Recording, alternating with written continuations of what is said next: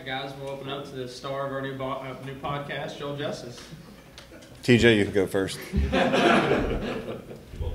What are you guys looking for, Joel, in this game tomorrow night? What will you guys be watching? I think it's the same thing that we've been looking for since we stepped on the floor after the Transylvania game. You know, I think we're just looking to get better. I think we're looking for improvement, both individually as well as collectively. I think you want to see guys take steps towards becoming their best version.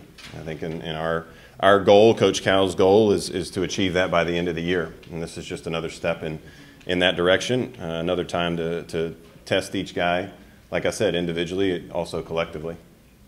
As you guys play the big lineup, how tough is it defensively when you play a smaller, quicker team that tries to do these straight line drives? Well, I think you saw that it was, you know, a bit of a challenge not only for the big lineup that we showed the other night, but for 1 through 5, and that was something that was addressed, you know, really at halftime as well as after the game. And I mean, in all transparency, it's been, you know, addressed every single day, you know, since last Friday. So I think, you know, that's something that we want to see an improvement on defense. Once again, individually as well as collectively, is got to keep the ball in front.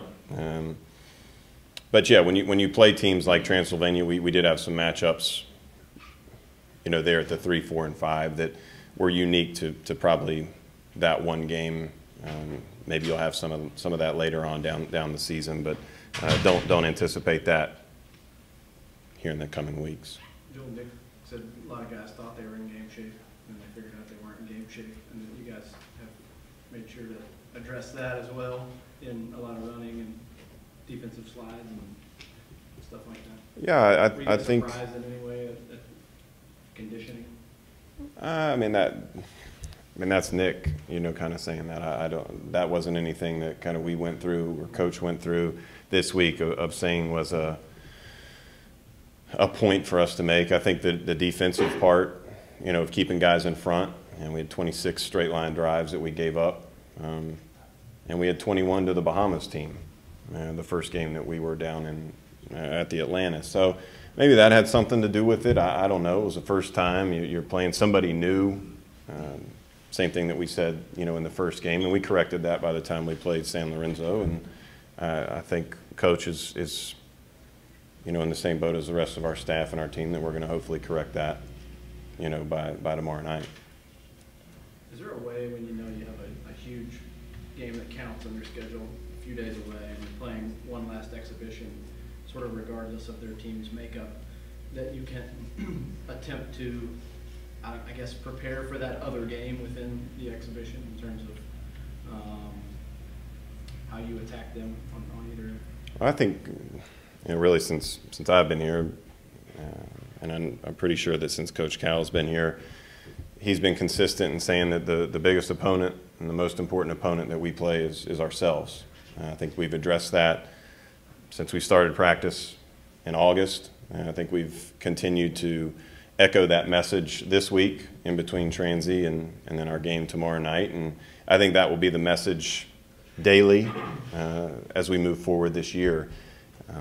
Every game is important, not only to our guys. It's a chance for them to show who they are, who they're becoming. It's a chance for them to be evaluated.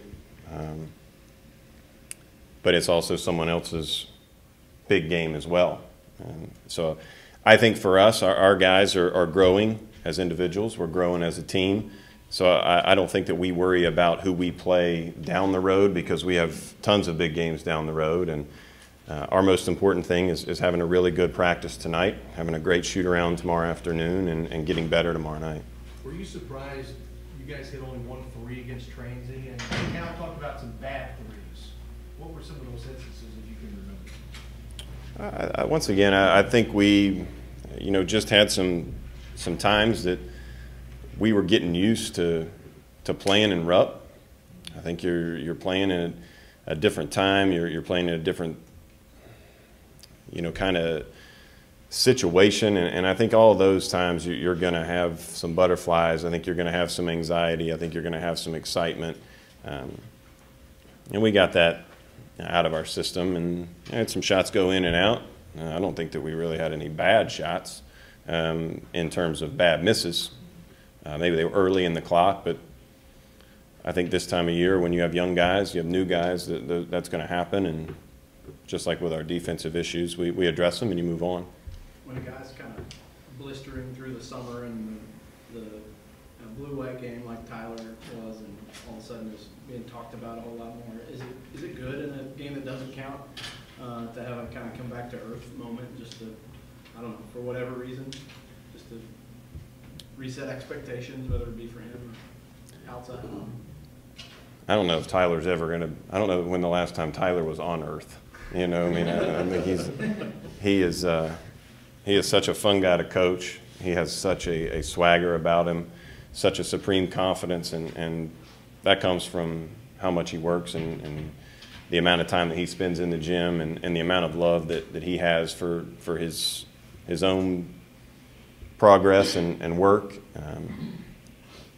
So I don't know that anything – you could probably ask Tyler how many shots he missed the other night, and he has no idea. Now, I know he does, but, you know, he knows how many shots everybody made. I mean, he's a basketball junkie. So, I mean, but he's fine. Tyler's in a great place. He's had a great week of practice. What kind of challenge does IUP present for you guys? They're experienced. They have great size. Definitely at the 3, 4, 5 spots. And they really have some experience in the backcourt, some guys that have won some games. And I think guys that are expecting to win and guys that are expecting to play well regardless of who the opponent is.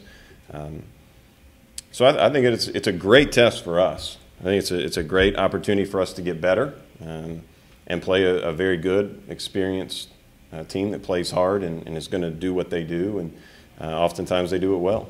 It looked like they were walking into the gym a few minutes ago. Are they attending practice, or how does that?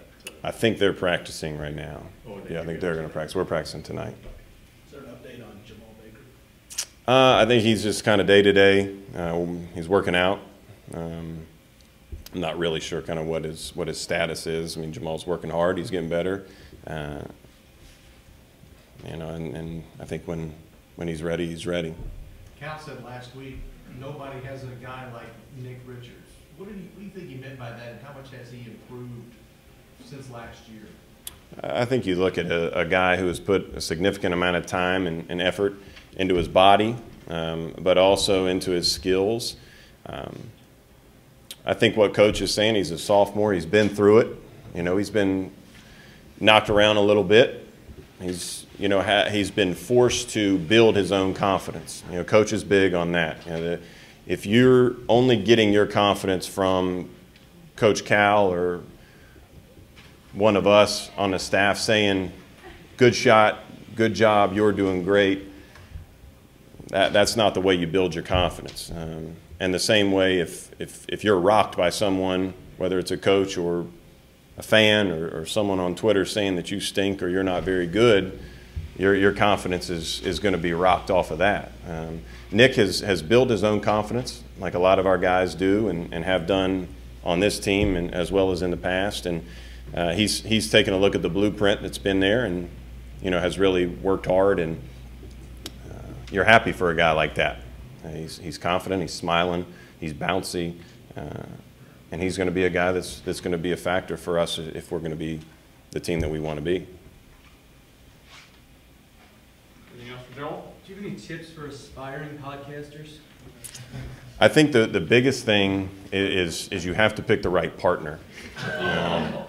You know, I think if you pick the partner that is kind of built for a podcast, as opposed to maybe a writer, I think that can be, you know, something that really just definitely puts you off on the wrong foot to start, versus going after someone who's been on TV, who has more of a face for TV versus a face for media, and I think a guy who's willing to share.